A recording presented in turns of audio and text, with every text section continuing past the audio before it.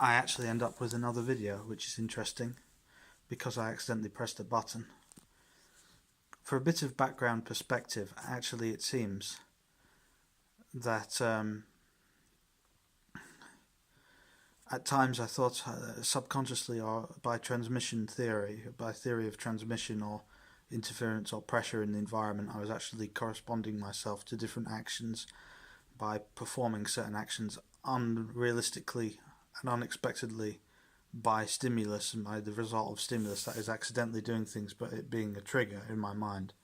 Almost like psychology and hypnosis, that kind of thing. So effectively, because I accidentally pressed something, which is a natural consequence, the congruence continues to exist, but it's one video to the other. This is where deductions and additions and subtractions, if I would list three, would come as a result of mathematical thinking. Free-flowing motion. So, oh, by the way, yes, tomorrow in the morning I'll have a bath. Apparently this is something that the Japanese do for New Year. It's something that I would enjoy doing because I like some of their traditions. I did say to the bloke at the curry shop that I would read the Quran tonight, which I didn't, because even though I know he was being positive, I think I should save it for another time because it wasn't explicit to me that I was using the admittance saying, the words of admittance into Islam. But I'm not against it because I'm interested in the variety of religions, so if that's the only way I could have done it before the new year, for example, then that's the only way. But speaking of congruence, that is statement to physical outcome. If there is a statement to a physical outcome, what other statements to physical outcomes are there that are congruent? If I think about it, it is somewhat difficult to think on the spot of this.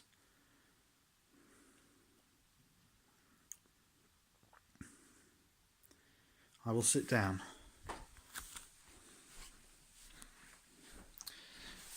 I'm a bit of a walking, talking head at the moment, aren't I? Alright, so what statement is congruent to a physical outcome? That would be... Let me think to the spiritual forces.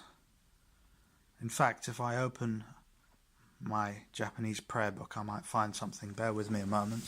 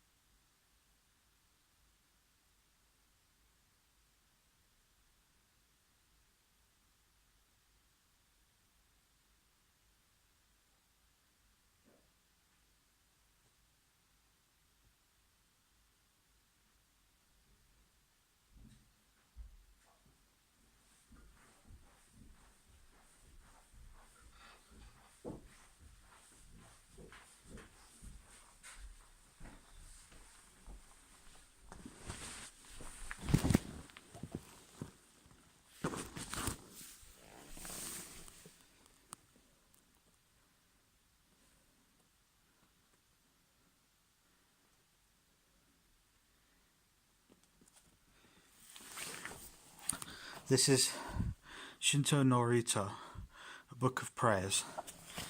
It's interesting because a man who I felt was interfering with me, who's not necessarily a bad person, and he's a psychologist person who claims to have been dealing with family problems. So that is our family. He has a decent enough character, although I don't always trust these people, and I turned to a page and said it was going to be related to him, and it was a random page. So Was it a statement that was congruent to a physical outcome, or was it simply a congruent statement or a congruent prayer?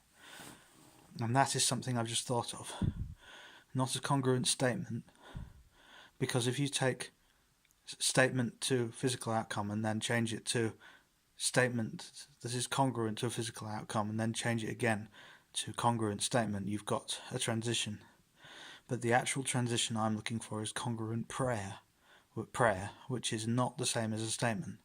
So you can't, in my mind now, you can't turn, and I'm looking at this when I'm saying that, you can't turn a statement that goes to a statement that is congruent to a physical outcome into a congruent statement. It can't be called that. It can't be compacted into that. But you could apply that to a congruent prayer, which means, actually, I do not believe that the words of admittance to Islam are the words of admittance as a state of law or fact.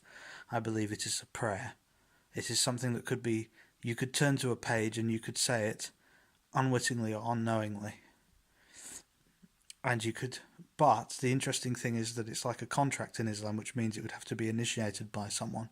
However, if you only admit congruent prayers, then the page that I turn to will be the congruent prayer that has been as a result of the congruent statement made in Islam. So that it does exist as a congruent statement in Islam, and in other religions it's a congruent prayer or a congruent ceremonial ritual. So let us find out what the congruent prayer is by turning to a random page in the Shinto Narito book.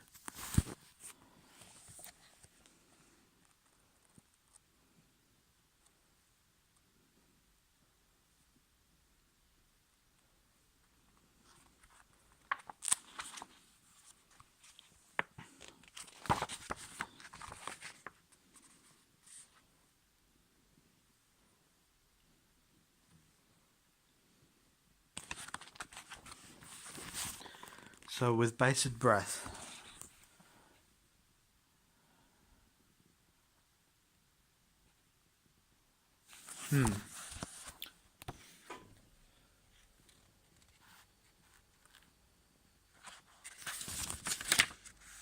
Now that's interesting, because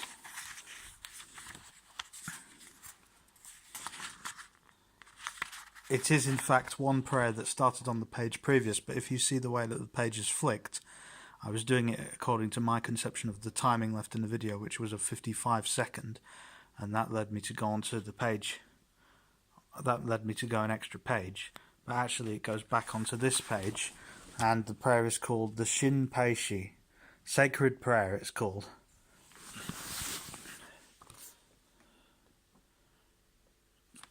It is literally called Sacred Prayer. So we have here, humbly I approach the kami in prayer. I pray to the kami of the Tsubaki Grand Shrine, speaking with reverent heart. I present offerings and prayers. I come in humility and with great respect. So I must go to the Tsubaki Grand Shrine if I want to correct this misunderstanding between the religions. I beseech all the kami to accept these offerings that are brought with gratitude for the blessings and the noble teachings that have been bestowed upon me. To the divine exalted kami I humbly offer my prayers. Teach me to live with a pure and sincere heart. Grant me perseverance, and that my heart be genuine, childlike and true. Childlike means trusting of people, doesn't it? See, I was trusting of the man in the curry shop, and I was childlike because I accepted what he was saying without fighting it. He once said, "Don't fight me," and so I will follow those words and not fight. I will be peaceful. Grant that I stay on the path of sincerity and truth. And I'm going to add a line. Do not fight me, he said, the man. And so I didn't. I was peaceful and true to myself. Do not fight the men who give you offerings and deeds at any price, unless these deeds are negative. In the case of them not being negative, save lawfully. Now I actually added the save lawfully bit from the Quran, which is do not kill, save lawfully. So the same applies to statements and contracts and things like that. And I'm going to read from this point. Grant that I stay on the path of sincerity and truth. Grant that I be strong and diligent at my deeds.